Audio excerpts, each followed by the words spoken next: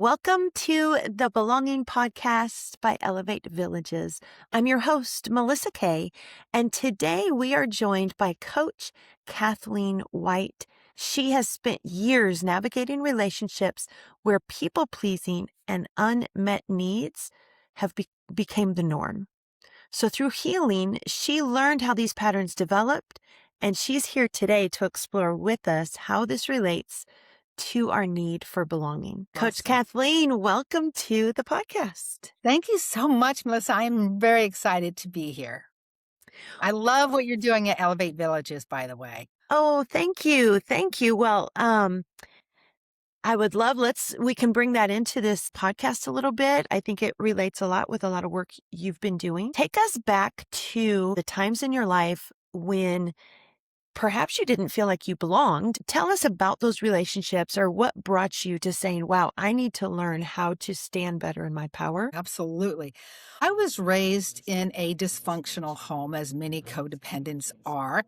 And at the time, I didn't really I didn't understand dysfunction or codependency, any of those buzzwords. I just knew that I never felt like I belonged in my own family. Like I didn't feel like I fit in. And I think all of this stems, now I know looking back, that as a child, I was raised with a very rigid, very disciplinarian, very harsh father and a very critical, hypercritical mother. So there wasn't a lot of overt love or nurturing in the household. It was more a kind of a situation where you walked on eggshells and you were always waiting for the hammer to drop. My father was very much a disciplinarian. We didn't get a lot of affirmation, not a lot of compliments. If you did something right, well, of course you did. Why wouldn't you? You should, you know. But if you did something wrong, it was like the end of the world. And it was just very much a disciplinarian kind of household. And so never really felt that sense of love or value, didn't feel I was really worth attention. So when you were raised in a household like that, mine was more verbal abuse, emotional abuse, which at the time when you're growing up, even into my adult years, I didn't really recognize that as abuse. But if you're raised in a household, it kind of boils down to having those emotional needs left unmet. The need for love, the need to be affirmed as a human being first, but as a child, and understanding who you are. Because children develop their identities early on, obviously, in that foundational family of origin. So if you don't know, if you're left kind of floating and not understanding foundationally who you are, and you're left to try and figure out how to get those unmet needs met, typically it comes through pleasing other people. So we make ourselves very useful. We want to be helpful to people in hopes that they will give us what we need, which is, again, that love and attention and affirmation. And so that develops this cycle of this constant chronic people pleasing. So when you don't get the love you need as a child, you look for that everywhere else. You've heard that saying, you're looking for love in all the wrong places, but it's very true. Because as a child, living in a household where there's any kind of abuse or trauma, you learn how to become very small. You don't want to take up space. You're taught that your opinion, your feelings, what you want doesn't matter. And in fact, you have no right to even ask for those needs. So as a child, you learn not to speak up because when you do, you're punished, you're mocked, you're ridiculed, whatever the case may be, or even just ignored. And so to try to find some way to matter, we do that through relationships and other people. But that sets us up for manipulation, coercive control, abuse, all of those things when we're a chronic people pleaser. So we don't really learn how to set those boundaries because we're never allowed to as a child. We were told, my father was a Marine, so we were told what to do, when to do it, how to do it. You know, we never were told the why. We were just, it's because they said so. So we learned very early on to take orders from others. We were followers. We never learned how to set those boundaries. And so that sort of carried with me through all of my life, through friendships, even work relationships, but more importantly, in romantic relationships. So I ended up being married to a man with narcissistic personality disorder. And so that is where I really began to completely lose myself and any little bit of identity that I had gained over the years. And I got so beaten down, I just didn't even know who I was because we're As codependents, we work so hard to make everybody else happy. We keep everybody else happy. But what happens is we start to lose ourselves piece by piece until there's not a whole lot left.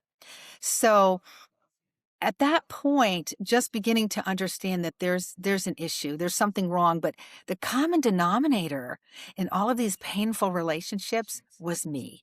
So I began to recognize it's easy to play the victim a lot of times when you have a partner who is abusive or who cheats. But I began to realize there was my part in this, that I was choosing these partners Mm. over and over. And it was a chronic pattern of unhealthy relationships. So I thought, my gosh, what do I need to do? There's clearly work for me to do in order to heal. So I sort of started that journey. I wanted to figure out what was wrong with me and how to fix it. I had not really understood or heard the word codependency necessarily. I thought it had mostly to do with drugs and alcohol. So I had gone to a series of therapists and I did some support groups. And that's where I learned that I was codependent. And I began to understand what that really meant, which really all that is the chronic need to find love and value and worth as a human being, as a person. And so we don't have those needs met. So we're trying to meet them through other people. And that's what leads to that people-pleasing behavior and the lack of boundaries. So I'm learning all of this. But in the course of this, I began to understand that I was codependent and kind of how I got that way. And this all made sense. But I was a little frustrated because no one was telling me, okay, what do I do to fix it? I need a plan. I'm the person, I need a blueprint. Give me the plan. Yeah. Yeah. How do I recover? And I found a really good therapist who introduced me to this recovery workbook, if you will. It's a 12-week healing course. And I went through that with her and I began to heal. I began to Mm. change. And other people noticed it, which was wonderful. It's very affirming. So I began to understand that healing was possible, that there was hope for me to be different and have different relationships. So that was really exciting for me. And that's where it really literally changed my life. So things began to transform in me. I worked with some human trafficking survivors. And in Mhm. the course of that, I began to realize that they were deeply codependent as well. And that's sort of how I have found that in some cases, the foster care system tends to be a breeding ground, if you will, for traffickers. They find a lot of their victims there. I worked with a few different survivors, but the story we hear a lot of times is they come out of the foster care system or they come out of abusive situations. And so the one gal that I worked with the longest had been in foster care for a number of years. She was picked up by her first pimp, I believe, when she was 13. And that's what led me to sort of become interested in the foster care system and how this all plays a role. Because I feel like the underlying issue is that codependency, because it is that need. I need to belong somewhere. Where do I fit in? Where do I find a place, a safe space for me to just be me, uniquely me, genuinely me, authentic me, and still feel valued, loved, and affirmed? And that is what is lacking so much today for many kids, many, youth and adults, to be honest. If they're not self-aware enough to understand their own codependency, they'll continue through life like this. So that just became one of my passions, is to help other people find that healing that I found. Thank you for all that. There's so much in there that I want to A lot unpack. to unpack. A lot to unpack there. So let's first focus on your experience, and then I want to talk a little bit more about your observations with what happens when kids don't feel love. I'm imagining a little child at home, and my experiences were a little bit similar to yours. And I think this is all you've experienced. So that's what you know to be normal. And then maybe internally, you want more. And so you're reaching out and you're asking for more and you're being shut down in one way or another. We all have that need for love and connection. What are the ways that you can start to heal? How did love and connection look different for you after you started healing? Well, the first thing that I noticed was that I was okay being alone. I began to learn to like me, like myself. Mm. So I wasn't so desperate for a relationship to define me or to find a relationship where I could feel loved or valued. I began to find my value in myself and my relationship with the Lord.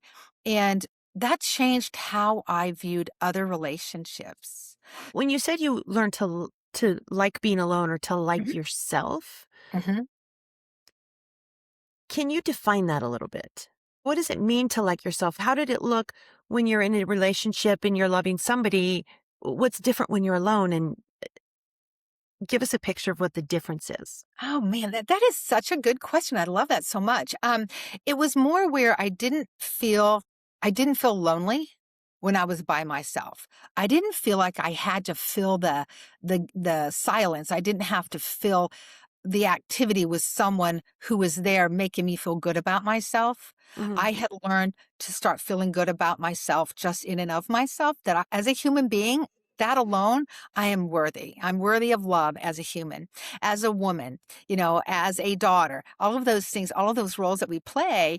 I realized that I have value as a living, breathing human being. And I began to want to treat other people that same way. When you took time to be alone with yourself, like, were Mhm. you still hanging out with friends or were you like, wow, I'm just going to take time to be alone, read a book, think, walk? Mhm. What did it look like that you think you might have been uncomfortable with earlier? Because I think people who are stuck in this, they have lots of reasons. Oh, well, I'm an Mhm. extrovert, or oh, I just want a relationship. Oh, it's that time. Yeah. But I feel like I've lived my adult life half in a relationship and half not in relationship. And I don't always know if people that are constantly in relationships one after another understand what it means to like yourself and to like your own company. And Right. I'm just trying to dig down to figure out how can we explain that? What kind of words can we use so that somebody could go, huh, well, maybe I could try this and Right. see how that feels. Right. Because I think it does feel uncomfortable at first. Just sitting quietly and finding peace. I know after my divorce from my narcissistic husband, you have kind of that nervous energy when you're always walking on eggshells and your body's kind of in that fight or flight mode chronically for a long time. It's hard to release that. But once you get to the point where I was realizing, okay, I'm safe. No one's here to badger Mm. me. So who am I now? Who am I without this other person as a person alone? What do I like about myself? And that's one of the things we did in this exercise in this workbook, writing down and saying out loud things that are good about me, things that I like about me, and think, oh, okay, not just what other people say, but what do I really think about Mm. myself? I And so love that begin exercise. I like that. right. And so you begin to change your mindset. So if you're saying some negative things about yourself, beginning to use new language, more affirmative, more positive language, really helped me. Like sometimes if I did something wrong, I might say, "Oh my gosh, you're an idiot. Why would you do that? That was so stupid." And then I would replace that with, "You know what? Boy, that was sure human, wasn't it? You made a mistake. How are you going to fix it? Oh, okay, you're a live human being and you're fallible. You're allowed to make mistakes. It doesn't make you a bad person." So a lot of self-talk was involved, especially in Mm. the beginning.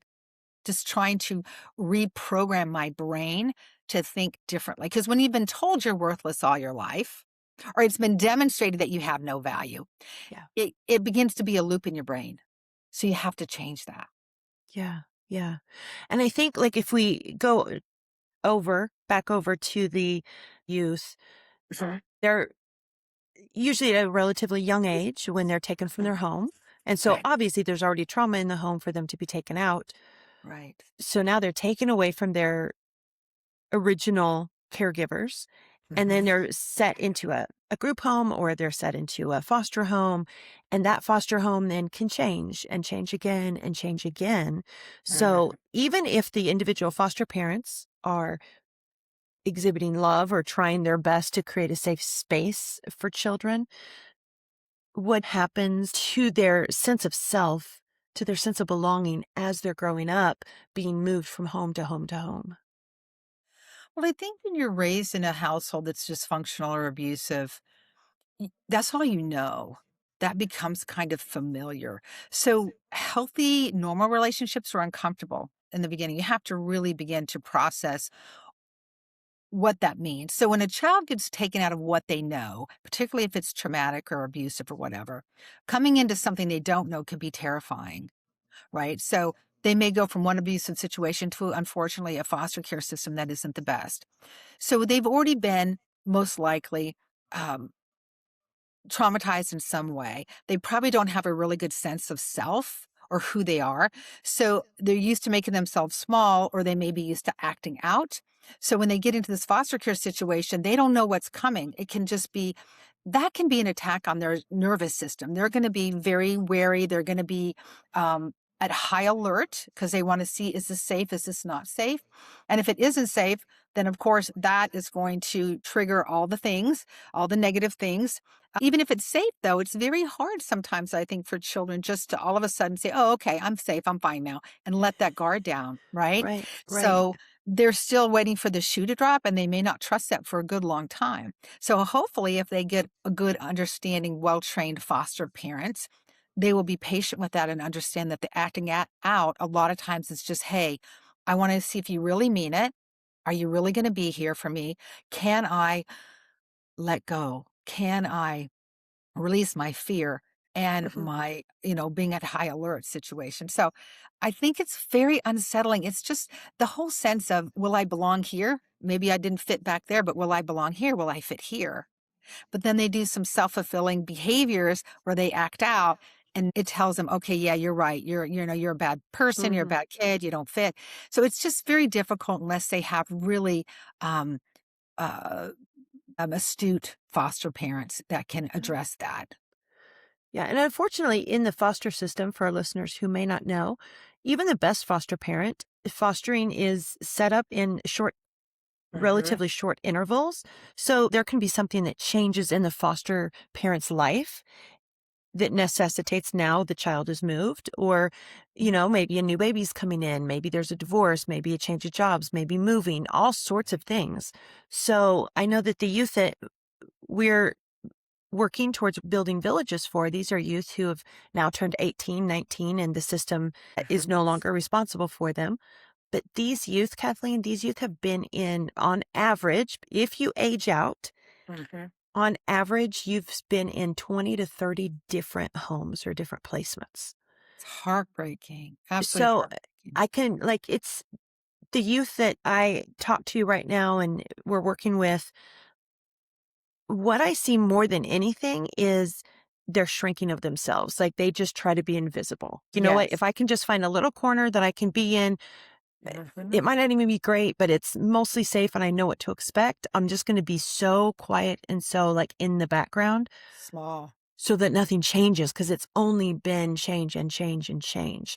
Um, so talk to us about, as we're bringing these youth into the villages, what are some really important grounding practices that we can sort of imagine together that might be a ritual that we do at the village to remind the youth that they're grounded here, they belong here. There's no end date. This is up to them. They're going to have their voice now. Right. Well, I think, and it may sound somewhat silly, but I think it's a very important practice to help them verbalize those affirming statements out loud and Okay. say, look, even just telling them, you could tell them, yes, you're safe here, but how do you demonstrate that to them so that they really know it and believe it? So Right. if they do make a mistake, or if they raise their voice, or if they lose their temper, how we respond to them as they're being their traumatized selves is going to make the difference to them and how they feel safe, how they feel heard. If someone is saying, "Yes, I'm hearing you right now. I hear the pain in your voice. I see that you're struggling. How let me come alongside you and support you. I'm not going to vilify you. We're not going to, crack down on you with your anger issues. We're going to walk with you and we're going to Hmm. show you new ways to behave. And we're going to show you that this doesn't serve you anymore. This behavior no longer serves you because you're in a different environment. We're going to demonstrate that for you." So I think that patience and that consistency, they're looking for consistency because they don't really have a foundation of identity. So help them find their identity. They don't even know what they like and don't like in a lot of cases. I got to that Sure. point where I didn't know what I liked in my marriage anymore. I didn't even know who I was. So when you don't have that foundation, you're desperate to figure it out. You Hmm. need to know, who am I and where do I belong? What's some ways that our listeners if they're feeling like, wow, I do know I'm a people pleaser or a rescuer, or I have poor boundaries, my self esteem isn't where it should be, what Right. are some exercises that they can do to start the process of healing and coming back to themselves and really understanding that they are worthy and they do belong and they do have value? I'm a big proponent. I think therapy is really important just to help us kind of understand, identify, articulate what the issue is, right? But then Hmm. understand a path to recovery. In my case, I found someone that had this wonderful workbook, and that really changed my life. I've gone through that workbook with others in the groups that I lead, and it really is very healing. So if somebody else is listening to this and thinks, hey, what do I need to do? Support groups are wonderful, but again, they are supportive and they're good for emotional support, but they don't actually help you find the steps to recovery. One of the things that I had to do early on is learning the art of saying no, learning how to say no. What I Okay. had to do was I had to find someone who was emotionally safe for me, that I felt really comfortable with. And I actually told her, okay, this is what I'm going through you as a people pleaser. I need to practice verbally saying no in safe situations. And it might just be something ridiculous. So she would ask me things and I would say no to her. And it felt so foreign, so uncomfortable at first. It was I felt I had a visceral reaction, like a physical reaction to telling somebody no. Hmm. Because we have that fear of rejection, right? That fear of abandonment, that the person's going to leave and never want to, talk to us again.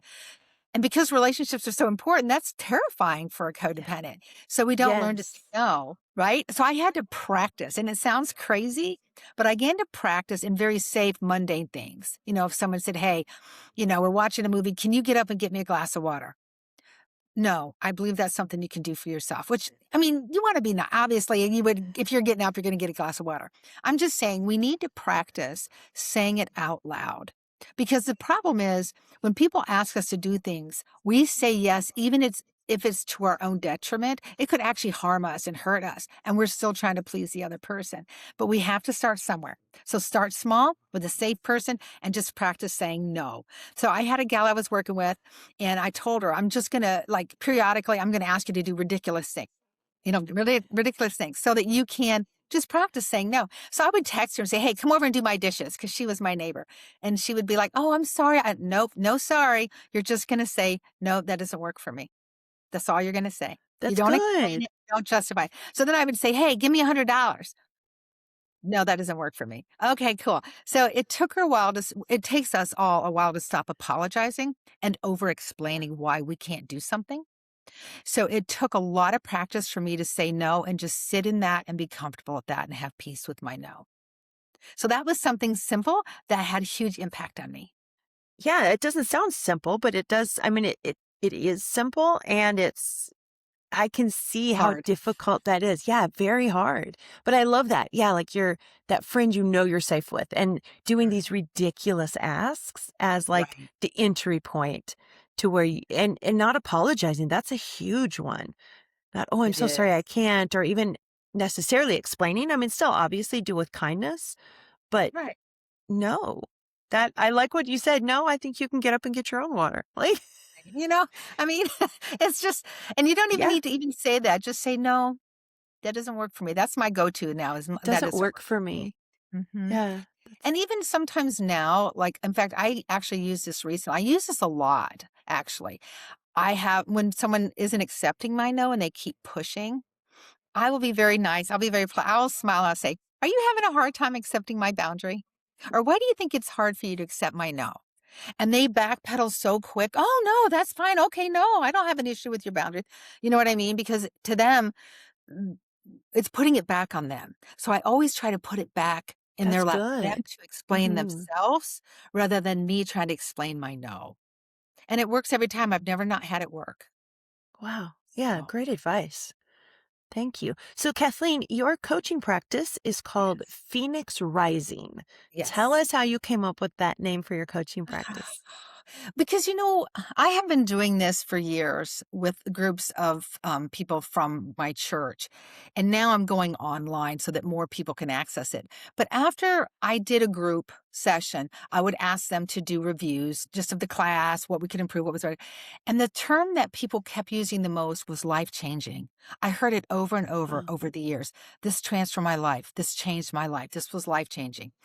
And so that got me to thinking, how do I get this? People kept saying, you need to take this. Like, I have a friend in Las Vegas. I have a cousin in Michigan. I know somebody in Minneapolis. So I started doing it the last couple semesters. I did it online. And then more people were able to join us remotely. And I realized this this healing journey, these workshops are so transformative that my passion now is to get as many people to take them and to heal as possible. I want everyone to have the gift of healing that this therapist gave me. And so I want everyone to have access to that. So I opened it up online. so do you work with groups or individuals, both? I do groups. I still use the same workbook, and those are live interactive groups. So Okay. everyone comes together. There's a lot of support. Somebody wants to have a little more support. I do one-on-one coaching sessions specific to those types of issues. So yeah. Wonderful. Let's get into belonging a little bit in the last segment. When we think of codependency or being in an unhealthy or toxic relationship, not having boundaries, how can we create belonging for ourselves Mhm. so that we can now create belonging for other people? Like, I think trying to jump in and belong to someone in a relationship or to belong Right. to a group or to belong to a church. I Right. think that happens a lot because people don't feel like they belong. So how can Right. we belong to ourselves first and then extend that circle outward? Well, I think it's important that we honor ourselves and we honor our own authentic self and that we're okay being ourselves. So if I'm in a relationship with somebody, whether it's a friendship, whoever it may be, if I feel like I cannot be myself, I can't say what I want to say, express how I feel, then to me, that's not a genuine relationship. So I want to be able to be comfortable being who I am and recognizing, okay, these are my opinions. This is what I want in a relationship. This is what I feel like I deserve when I'm interacting with other people. So once I get comfortable with that, I can translate that to other people. So if I find other relationships, even in work relationships, where I feel like I'm not able to be who I need to be, then that's not a healthy relationship for me. Hmm. Right. So I need to learn how to um, enforce my boundaries, but in a healthy, positive way that also honors the other person. What Does that are, answer? um, yes. So I want to go to the boundaries a little bit because it's such a, I'm going to say it's like a buzzword now. Everybody's, oh, their boundaries, their Right. boundaries. Where Mhm, do you, I sometimes feel like boundaries are so overused now. Like if I mhm. just don't want to be kind to you, then oh, that's my boundary. Yeah, So it is. how do we walk that tightrope between honoring ourselves, knowing how to say no, setting those boundaries, and yet also still being a human who's going to open our arms wide Mhm. for other people to create belonging for them Right. without, as a people pleaser, sliding down that slippery slope of just trying to make people happy? Because a lot of us who are recovering people pleasers, Mhm. wonderful people, and people love us because we make them Yes, they do. feel They love us. We're so nice. whole and sweet and we're easy. And on the flip side, you can have so many boundaries that now we all live in our own little ecosystems, Right. which isn't healthy for us as humans. So, Right. okay, so maybe this is my question. Where does codependency end Mhm. and co-humaning begin? You know, that's a really good question. And I like it because it kind of falls into motivation, right? The motivation in the relationship. So boundaries are for me, they're not for someone else. I can say, this is my boundary. And if you violate that, then I decide what I'm going to do. If I'm going to remove myself, if I'm just going to speak up, what we're going to do with that. I can't impose my boundary on you. I can simply say, this is my boundary. This is how I will respond to this. But I think people do. This just happened recently, actually, where somebody had brought home a new partner. And that particular woman, she felt the need to tell the host, the It was the parent, let's just say, whose son was bringing home the new girlfriend. And she felt the need to tell her what she didn't like about her house. And of course, the woman was like, well, she was so taken aback. And she said, well, that, and she was very honest. She said, that feels disrespectful. Like, why would you say that to me? Oh, I'm just being honest. Well, there's a difference between being honest and being rude and hurtful and demeaning and that kind of a thing. Being honest is if I get a haircut and I say, hey, what do you think of my haircut? And you say, I really prefer your hair longer. That's being honest because someone solicited your opinion. But when you go into somebody else's sphere and you just volunteer a criticism that nobody asked for, Yeah. that's rude. Yeah. And it can be demeaning and offensive. And so there's a difference between, and if she's like, well, that's my boundary, I get to speak up and say my mind or whatever. No, that's not really what a boundary is. So that's kind of the excuse this gal used was, well, I speak my mind. And if, you don't like it, whatever. So that's not a boundary. A boundary is saying, hey, this is what I will tolerate. This is how I want to be treated. This is what I feel like I deserve. And if you can't do that for me, then I can remove myself. I might speak up and say, hey, you know what? That offended me. Did you really mean it like that? And give them the opportunity to say, wow, no, after it came out of my mouth, it wasn't the same as I heard it in my head, kind of a thing. Give them the opportunity to relate and to communicate and have a conversation. But then you can really decide if this person really isn't going to treat you the way you need to be treated, then you decide. I end the Mm-hmm. relationship or I walk away for today or whatever the case may be. So I think boundaries, when you look at the motivation, is your boundary designed to protect you but still honor them? Or is your boundary just to hurt them? Is Mm. your motive, or is your motive to enable them? There's a difference between enabling and helping, right? Okay. We always want to help, but the motivation is different because when I need this person to like me and affirm me because I'll do something for them to try to get that, it dishonors them when Mm. we help somebody who isn't helping themselves. If they're Mhm. doing everything they can do and should be doing for themselves, but they just need a little support, a little extra help, that's help. If you're not hoping to get something out of them in terms of being affirmed and getting love or whatever you need, then that's help. But when you Mm. do it with wrong motives, like I need to feel valued, I want this person to appreciate me and tell me how great I am and that I'm awesome and tell other people, that motivation isn't genuine, right? I'm seeking something from Right. them. I'm not helping them out of true motives. Does that make Mm. sense? It does. I like that. Just that difference of intention. Mm-hmm. I think our world is so fast paced Mm-hmm. that we often just do and we don't stop and go, why am I doing this? What's my Right. motive behind it? And even after a day to like reflect back on your day to see where I could have had a better intention or where I had a bad intention, where I showed up to do so that I could get, or Right. just being so centered with who I am and my place in this world. And I know I'm showing up 100% the way I need to, or the highest percent I can get to. And then I'm going to honor other people. I'm going to honor their journey and come together so we can still, like, it's so important for humans to belong together. Right. And so we belong together, I think, right now in so many toxic ways. And so healing from that and healing also with that intention of I'm still going to leave myself available to create relationships in some other form, relationships that don't feel bad for either of us. Mm-hmm. I think this is an amazing conversation that we all need to be having on a more regular basis, not just Right. one episode of a podcast. And I know there's Right. a lot of voices out there around this, and I think it's really important because all of us have been hurt. All Mm-hmm. of us have our bad stories. All of us have the need for love and wholeness and belonging. And Mm-hmm. all of us can also give that and extend that to other people. So, Yes, um, that's important.